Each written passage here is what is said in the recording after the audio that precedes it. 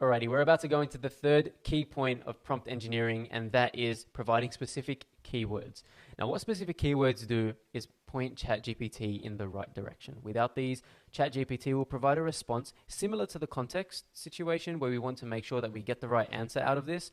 But these specific keywords are going to point ChatGPT in the right direction, let us know what we want from it, and give us the response, hopefully, that we're after. An example of this that we've seen already in previous videos of this course is actually in the code generation section. So when we were generating the code, we were making sure that we told ChatGPT exactly what framework we were after. Now, an example of this is if I was to generate content for, let's say, Google AdWords. So what I want to do is let ChatGPT know that the content I want is for a Google ad, and let ChatGPT determine what the best content for that platform is. So if I say now I want to generate a Google ad for my company, my values. Now, because I cleared my previous chats, I needed to provide a short bit of context to let it know what it is. But I said I now wanted to generate a Google ad for my company. Here's what's important.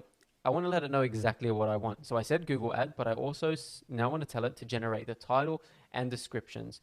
Generate relevant titles and descriptions. Now here's where ChatGPT gives us exactly what you want. You'll notice that the titles are short in length and also long for the descriptions. Now what I have noticed is sometimes it struggles to get character lengths right, so you may need to tweak some of the responses you get from ChatGPT, especially when you do have a character limit. So I think for Google Ads, the character limit is around 15 characters. I'm pretty sure this goes over, or it may be 30, but you do have a limit. So this does go over. What I can do is copy this, paste it, and say make this less than 30 characters. It does struggle doing this, by the way, so it's not the best in doing so, but it does give us some options so we can be pointed in the right direction. One of the misconceptions with ChatGPT is that it can just answer anything, but I think the real skill here is actually knowing the topic that you want to research, knowing the topic you want to write content about, and really pointing ChatGPT in the right direction.